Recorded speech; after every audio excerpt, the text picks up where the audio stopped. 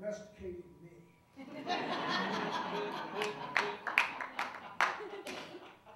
She's taught me that when I go out in public, it's not proper to belch,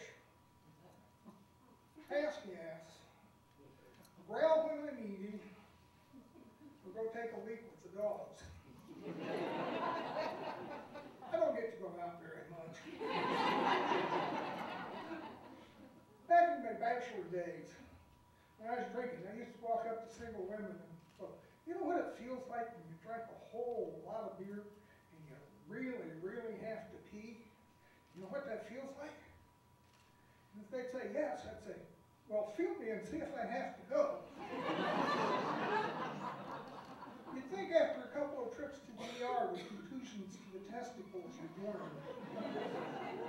But once you know, my wife is very considerate of my needs.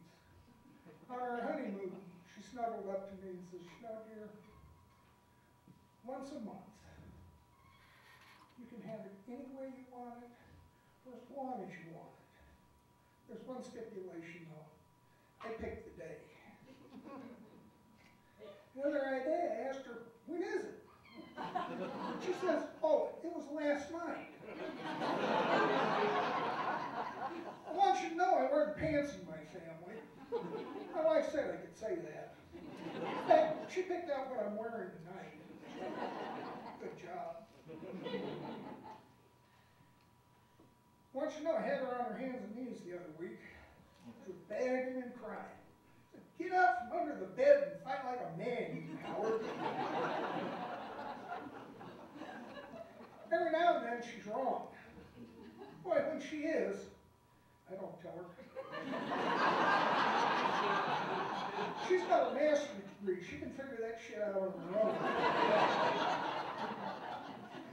Whenever I slip up and start back into my old ways of thinking and acting, she just looks me straight in the eye and says, you speak way too soundly for that attitude. Just recently, I heard her talking to my nieces. She said, he doesn't trust farts anymore. Go play pull my finger with it. Then I think I heard something like, payback is a bitch. I love pets, and I think you should name your pet name should describe your pet. My wife had a cat named Skataki, which is Greek for little shit.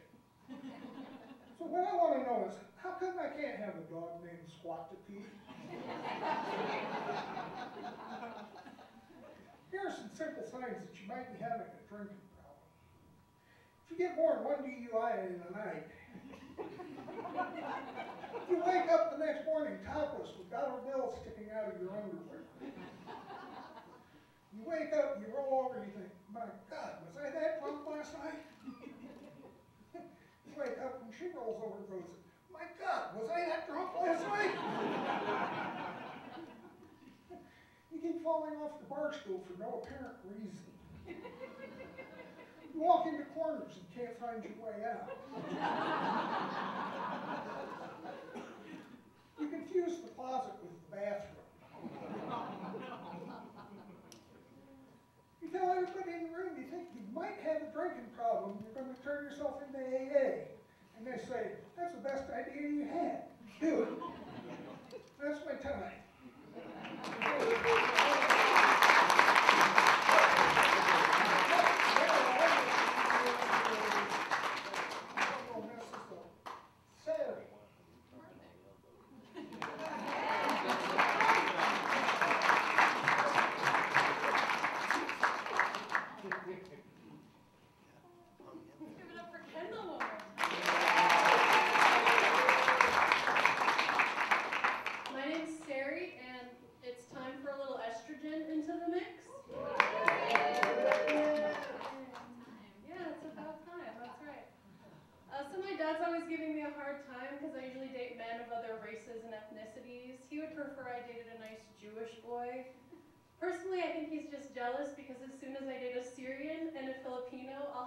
Stamps on my card for a free falafel.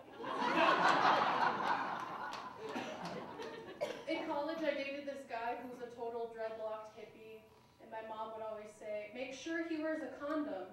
Condom? Whoa! How about shoes? Maybe deodorant. Something other than a poncho. Another winner that I dated recently was really into conspiracy theories. He was always going on and on about aliens and chemtrails and the Illuminati. Also, the sex was super awkward because he believed that my vagina had teeth. Which just goes to prove that behind all good conspiracy theories lies just a nibble of truth. It gets worse.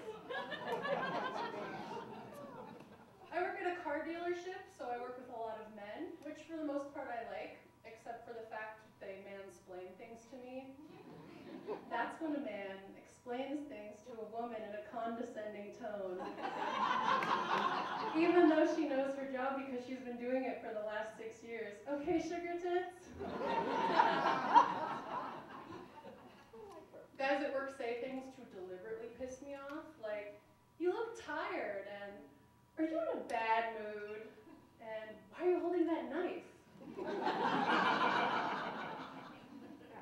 One of the guys at work always comes over to my desk and complains to me that he gets friend-zoned. I was nice to this girl, but she won't sleep with me. She said she just wants to be friends.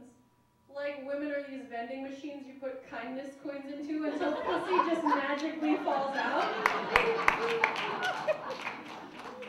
We're more like those arcade games where there's like stuffed animals and there's a claw and it just moves over and you put money in and only occasionally you get a prize.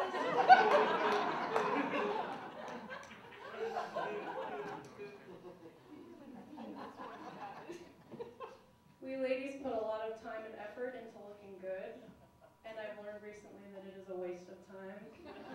Because guys will sleep with anything, they don't care. I've wasted so much time worrying about cellulite and my eyebrows and God knows what else. I was at CVS the other day, I had a terrible cold, I hadn't showered in days, I looked disgusting. And a man with presumably very low standards took notice of me and thought, damn, are those basketball shorts? I can definitely afford her. My one swollen eye probably giving him the impression I'm winking at him. So I put like no effort in now, and if I want to meet guys, I don't go to bars, I just go to CVS. I don't have to shower, I don't have to put on makeup, I don't even have to shave my legs. I walk in there looking like Hagrid from Harry Potter and I still get guys.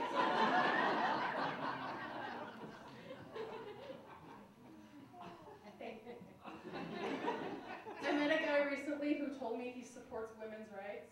Oh my God, I was so excited. He tells me he's a big supporter that women should be allowed to be topless in public. Yeah, that's what I said. Not like equal pay for equal rights or right to abortion. Oh yeah, I support a couple of those before. Yeah. Basically, he supports anything that contributes to his boner. I just picture guys like that at like a feminist rally getting their asses beat after they tell a woman to smile. The sweet smell of unshaven armpits and equality. I'll leave you with one more treasure. After female terrorists blow themselves up, when they get to heaven, are they met with 72 men who are just really good listeners?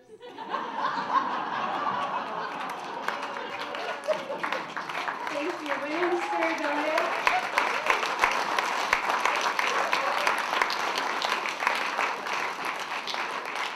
Next up, we have Mr. Paul Whitney.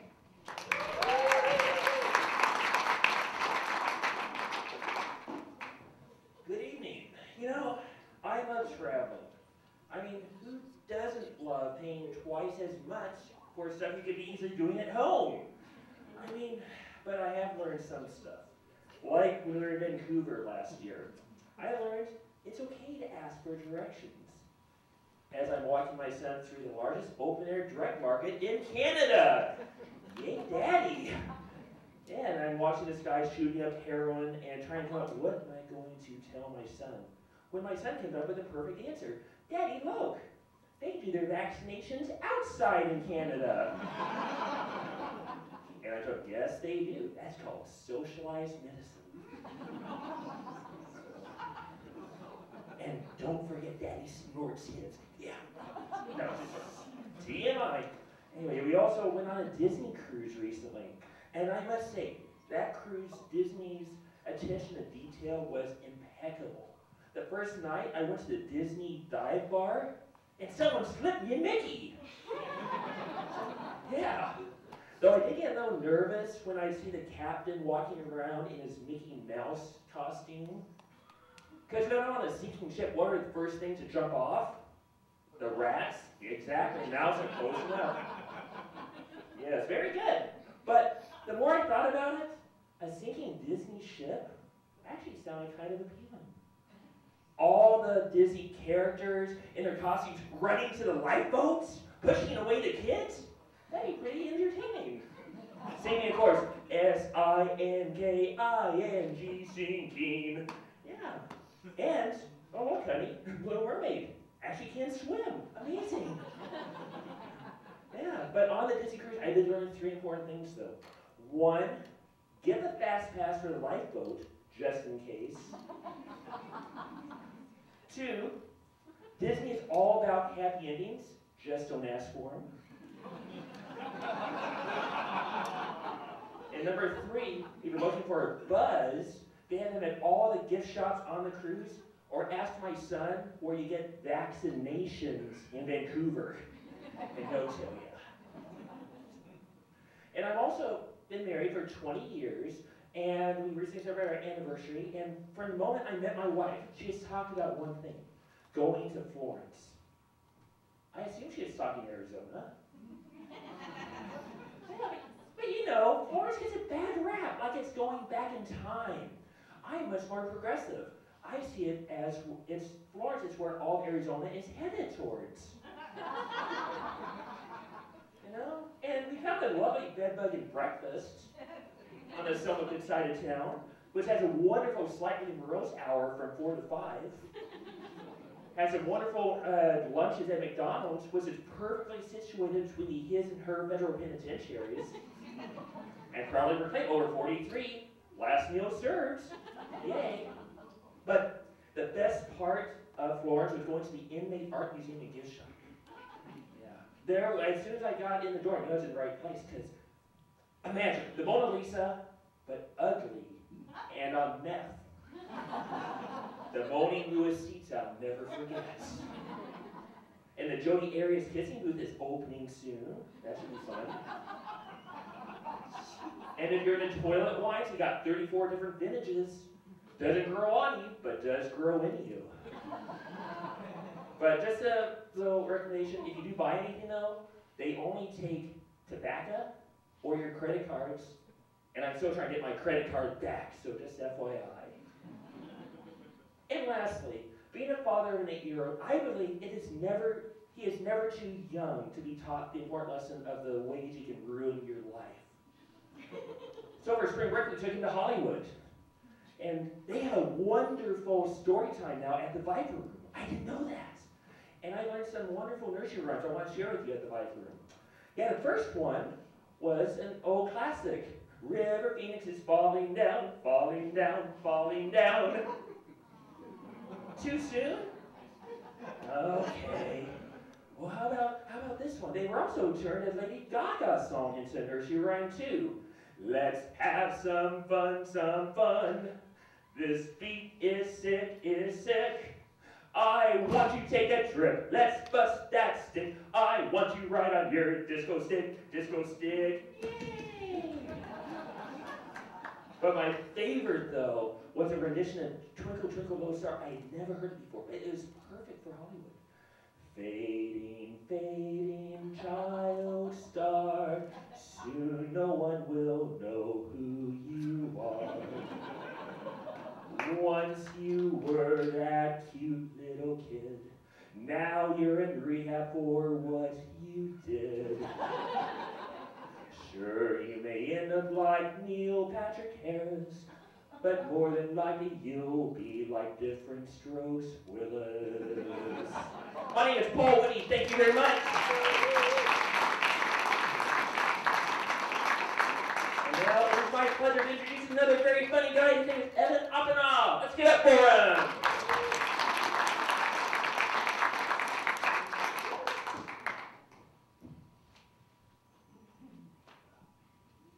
Hello, my name is Oppenau. Go ahead. Hello. So occasionally I'll be called interesting nicknames like Brown IT Bastard or American Job Stealer.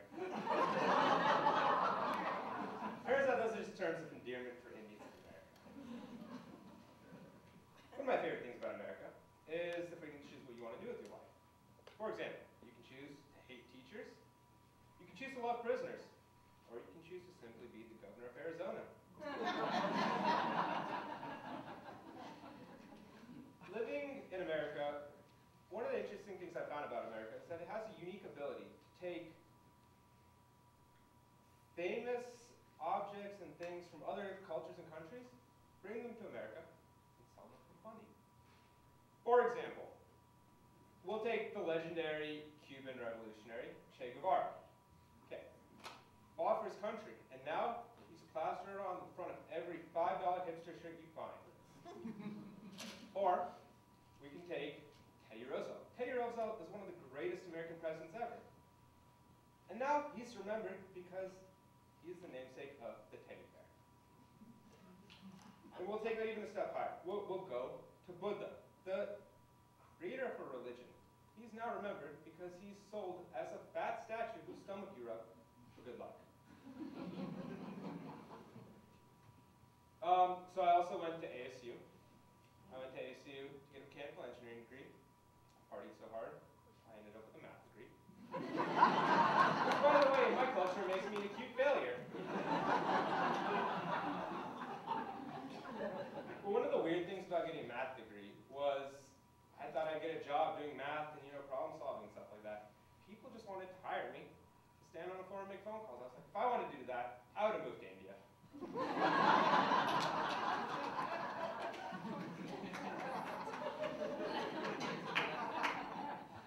But one of my absolute favorite things about America is the freedom to choose what you want to eat. I chose to eat meat, especially once I saw PETA advertisements. I was like, dang, that stuff looks tasty. Then I heard about mad cow disease. I became a vegetarian, because let's face it, there's no mad black disease. I'm pretty sure I'm safe there. But when I became a vegetarian, I began to take my faith a little bit more seriously. I'm a practicing Hindu, and in Hinduism, we revere animals. Which would make it a little bit awkward when people would say stuff like, holy cow, because I look at them and I'd be like, yes! Yes, it is!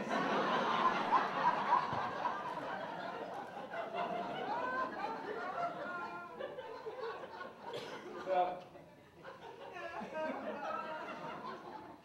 as a vegetarian, it gets a little bit annoying going to white people's houses. Yes, that's what we Indians call you. White people, because you call us brown IT bastards.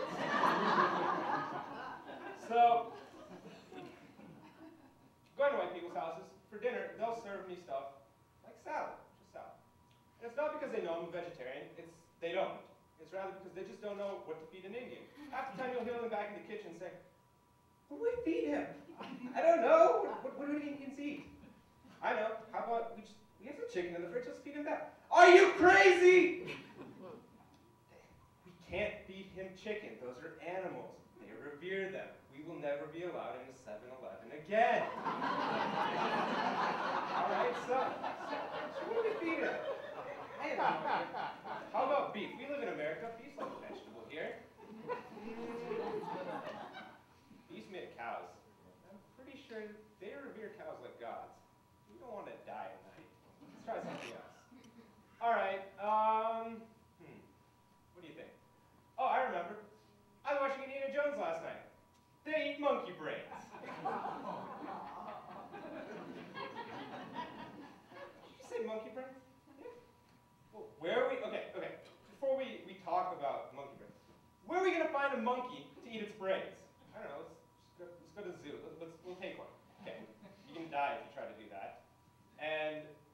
also have a monkey god. You will again be feeding them their own god if you feed them monkey brains. Well, I am out of ideas, so what do you think? Huh? Let's feed him a salad. I think we have a salad in the fridge. And that's how I end up eating salad so much.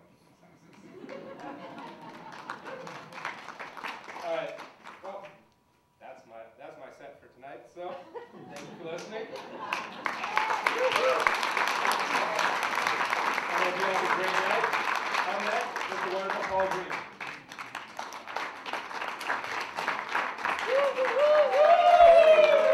Yeah! Sir, do you have enough soda there, my friend?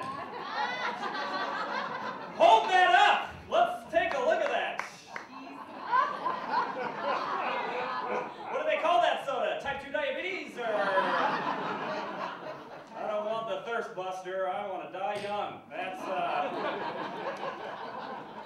what we're doing there. You guys doing all right tonight? You guys are doing great. Thank you for coming out. That was like orchestrated. It's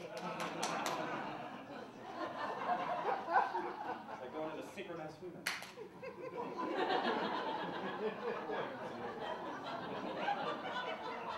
You guys are adorable. You guys married or drunk? What's going on over there? You just shook your head no to both. So now you're just shaking your head. Now you're nodding your head. It's a really confusing relationship you have there. Okay. I'm sure you can tell by looking at me, I was on the football team in high school. Why are you laughing? I wasn't joking.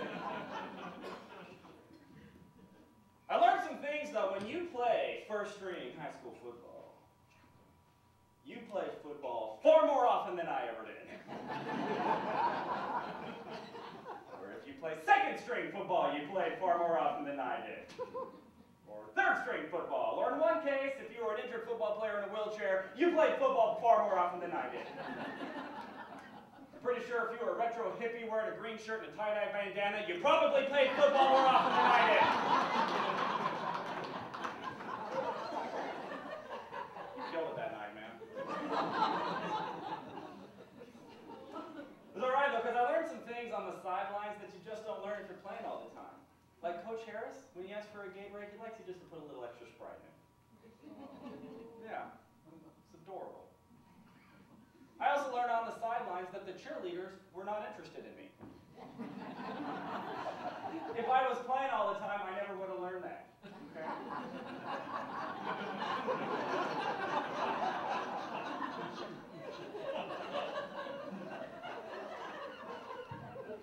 I also learned that if a cheerleader sprains her ankle and they need somebody who knows all the cheer routines and formations, I can jump right in.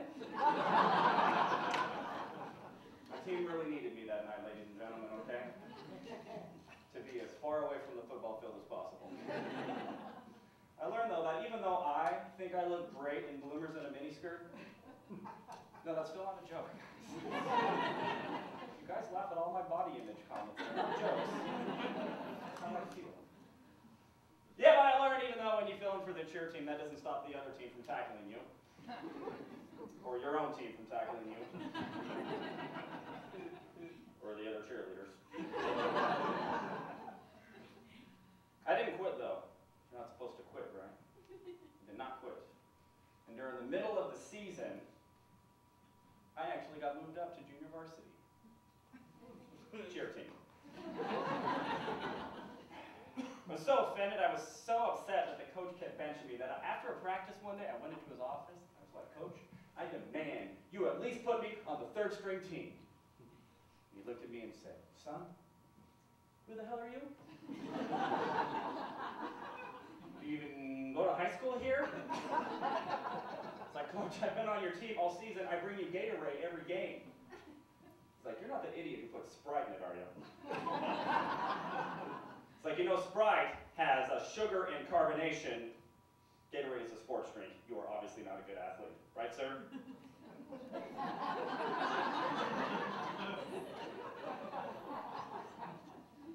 So it's not good for you. Just pointing that out.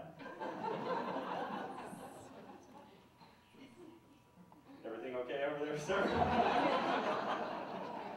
You slip into a sugar coma or something? Oh my gosh, he's going to attack mode. I'm going to be beaten to death by a walking stick. That'd be a way to go.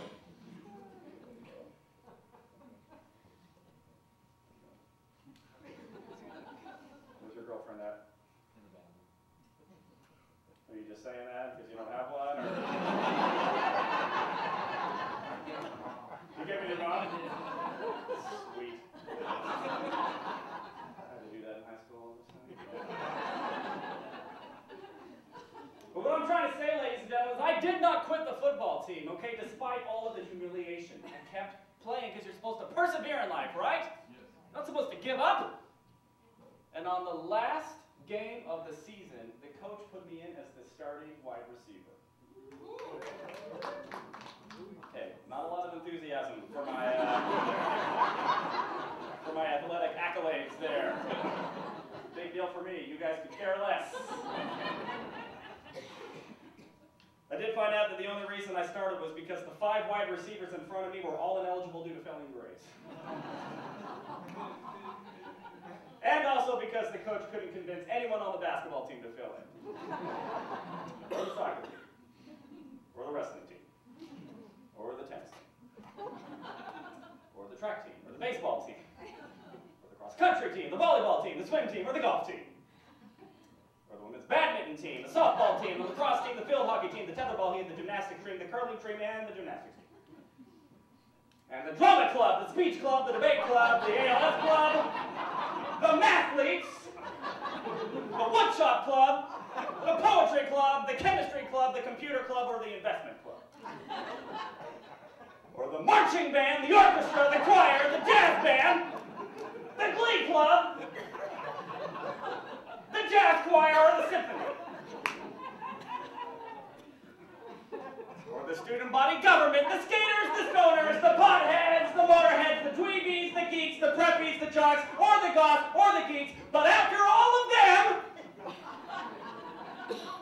and after the referee told my coach he could not play offense with just 10 players on the field, I was in!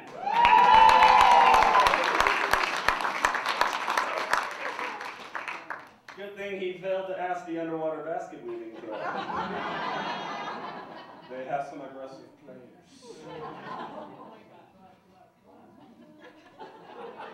That was the perfect impression of an underwater basket weaver. Man, you nailed that. Ladies and gentlemen, I want you to hear a professional impersonation of an underwater basket weaving club. Love, love, love.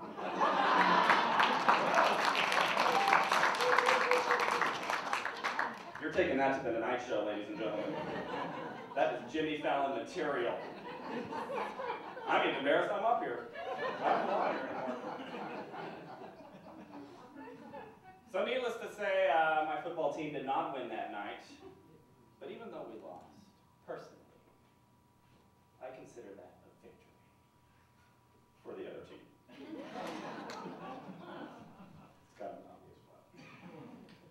My performance did make an impression on the coach that night because he pulled me aside after the game and he said, Green, after seeing how you stuck it through this season, seeing how you really played tonight when you had a chance, next year, I promise you are going to play in the band. So that was the end of my high school football career. Playing in the band was fun though because, you know, I didn't really have an interest in dating.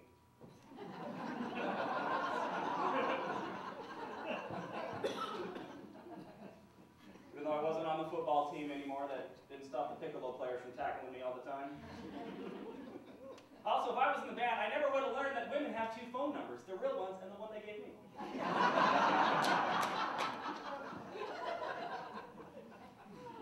The plus side is, though, I did become really good friends with everyone in the fire department.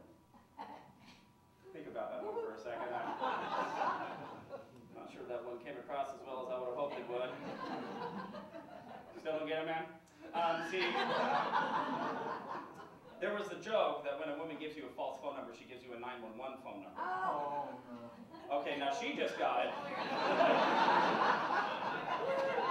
I just want to see the wave of comprehension.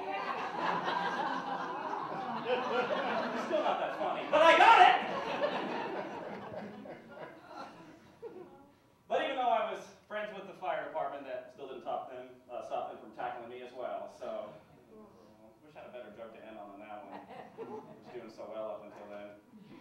Oh, your Dave's back. Yep. That really is your mother. I mean, what's that? He has a beautiful wife. He has a beautiful wife. Yeah, and 2 beautiful children. Why are you like standing up for him? No, he's attractive! He is an attractive man! He is so secure that I need to stand up for him! He is a beautiful man!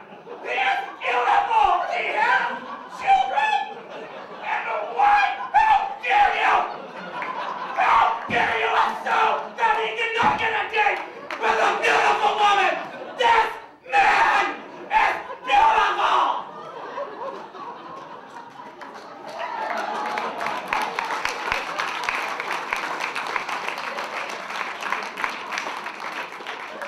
Well, that's my time, ladies and gentlemen. My name is Paul Green. Thank you so much. I am so excited. I'm going to just have a brief moment of sincerity. The guy who's going to close us out tonight. All of us have been students here at ComedySchools.com. And our teacher, Tony Visick, he's not only a teacher, he's our mentor. He helps us and encourages us. He is a great friend and a very funny guy. Give it up for Tony Visick!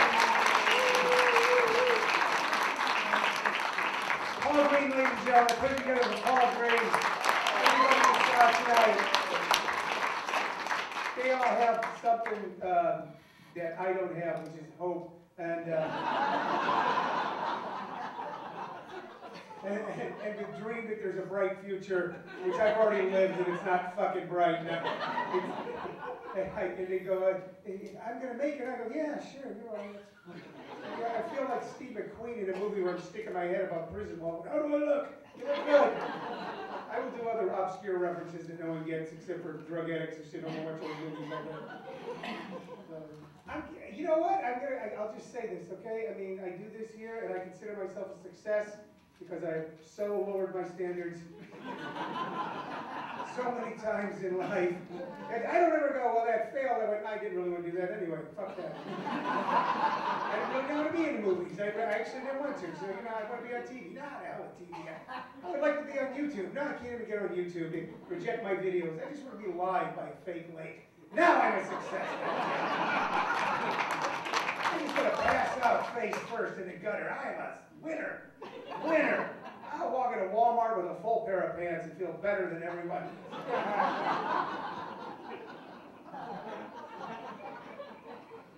I'm not saying I'm getting old, but I was in front of a Walmart the other day looking at those scooters going, I wonder how those work. You just sit in them? Is it electric? You put gas in? Does it cost $0.25 like a ride? That is the circle of life, ladies and gentlemen. When you're little, you get on that ride for $0.25. When you're older, you get a scooter for free. Same store, you know. For a part of your life, you walk. Part of it, you ride a horse. Then you ride a scooter. Then you die, ladies and gentlemen. That's the entire. I'm so happy tonight. And now things are going good. I'm going to be 60 in August, which is yeah. That's nice. I'll be old and it'll be hot. I thought, I'm young? Yeah? Tell that to my dick. So,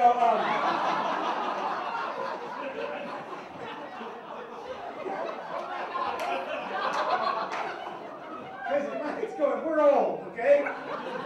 It doesn't even want to pee. It goes, don't even make me do that, okay? I want to do, you lay in bed all day, I just want to lay here. That's what it says to me. Let me bill this as a clean show. I'm sorry. I don't think it's not dirty. People ask me to go, do you wash your hands after the bathroom? And I go, it's not my, this should be worried about my hands. That's how life is gone. My hands have been more places than this has been the last year.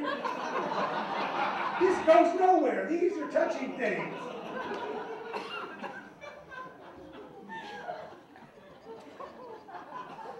I'm an alcoholic. Hey, I quit drinking like 30 years ago. People go, and you know what? It wasn't like, it was not like a positive decision. It wasn't like shit was going well. People, oh, that's wonderful. I go, it wasn't really my idea. It was a judge's idea, the woman I was living with, my liver, a large part of my colon. They all got together and went, look at the goddamn off. The fire department, a fire was coming out of my body. It was like, it was time to, you know, no one ever quits drinking because no one ever goes, now, no one ever goes, you know, I got the house and the wife and the car and the job. Now let's go to AA. That's not how it works. You know, you're down to like eating your own foot. And you still don't really want to quit. You still, I think I can do it right this time. If they just quit, if they wouldn't have invented cars. Drinking is not the problem, automobiles are the problem. When there was only horses, there was no alcoholics. Because you didn't get arrested for drunk horse riding. That's why everybody goes to jail for drinking and driving. We need to get rid of these goddamn cars. Let's get back to walking like normal Americans, goddammit. That's an alcoholic mind.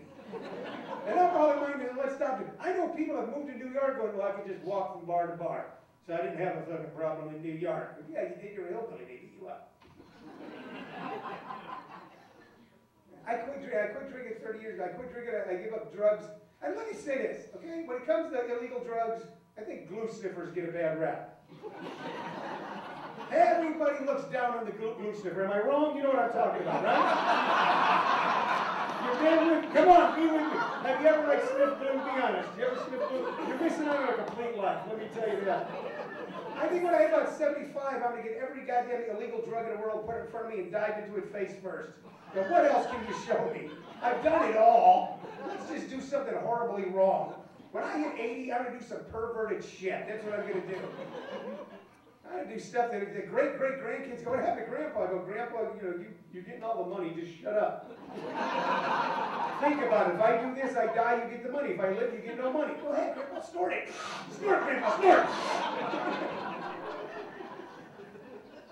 You never sniff glue? Did you ever shoot up in a moving van? That's a skill. You know, most of the things I know how to do, I can't do anymore.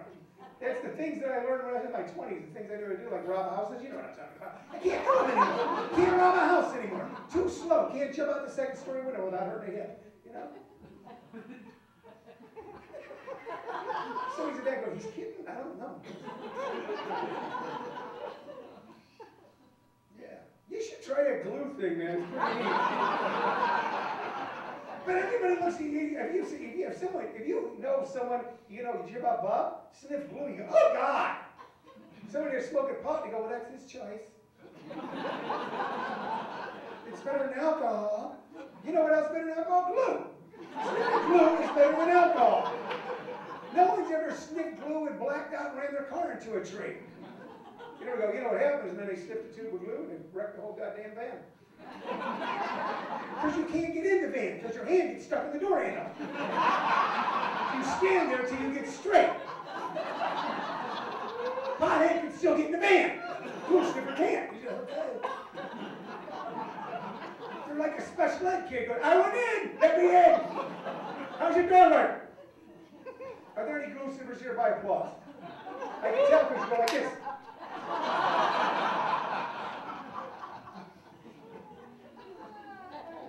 And you know what? You talk about the pot smokers aren't violent. I have gotten in fights with pot smokers because they make pot now. Pot. There was LSD that was done in the city. You ever done any dropped any acid? You ever done something like that? Yeah. There you go. Santa Clara or Chicago? Which one? Which one are you doing? You dropped acid. You weren't a Dead shirt. You don't know what the hell I'm talking about? The Dead are playing in Santa Clara in June, and they're playing in Chicago in July. Where are you going? You know what's weird is, you know, have you ever noticed about, you know, a lot of people in here are close to my age. You don't want to admit it because you want to be happy on the way home. But Have you noticed the bands you love, the less, as the years go by, there's less members, but it costs more money to see them? I paid $3.50 to see the Grateful Dead in 1970. There were 9 people on stage. Now $1,000 to see 4 of them. It's weird. My first Dead show was free. Yeah, I'm sure it was. Our first Dead show was free. We didn't actually get in, we were in a parking lot. Were you like a parking lot person? No, I got free tickets every time. You got free tickets every time? Would you screw Jerry?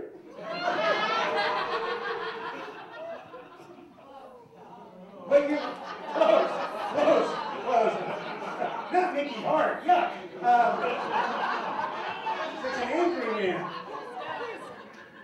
What year was your first Dead show? 88. What a punk. St. Louis, 1970. My mom and dad paid for the tickets. They had no idea what they were sending me into.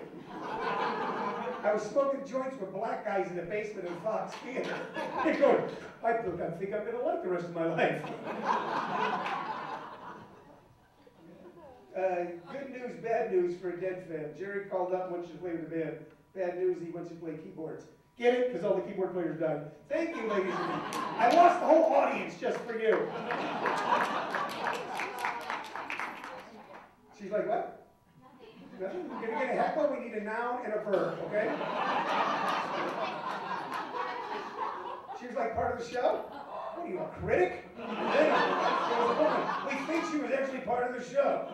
You think it's like some old Bob Hope bit with the guy in the balcony heckling? Is that really there? You're on glue. Look at you. Calm down. Did you ever sniff glue? No? It's kind of like Elmer's. Oh, you were no smart glue sniffers. I'm not getting off. I'm not getting off.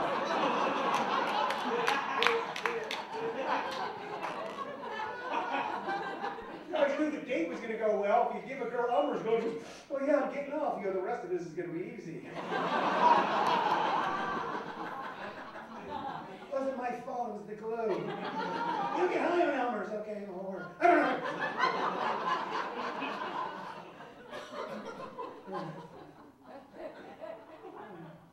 So yeah, so glue. I liked glue. It was like, you know what, there's no violent glue. You never turn on the news and hear that there was a gang of vicious glue sniffers that robbed a Wells Fargo at Scottsdale Road. It doesn't happen. They just kind of wander in and go, where are we? Bob's still stuck in the van. And it's useful, okay? Because it's a multi-purpose drug. Yeah, of course they made it to get high on. That's what glue was made for. You know, they invented glue before they invented model airplanes, so what the hell do you think it was made for? That's the cover. Yeah, it's for model airplanes. But glue, you know, you've never heard anybody, glue you can use for more than one thing. No one's been ever sitting around with a half ounce of Coke going, you know, you need to save a gram because we need to glue the door together. You can do that and fix shit. You never rob anybody, you just go to their house and you reach down to their cushion for some change, but you don't rob them. I need 39 cents and I'm going to have myself a weekend. I don't do that anymore. I quit drinking, I give up drugs, I give up smoking, I give up gambling. I'm actually addicted to quitting shit. That's what I enjoy. I enjoy jonesing. I enjoy rolling around on the floor just clutching my guts. Oh, God, what will this end? When it does, I go, no, I gotta quit something else, man.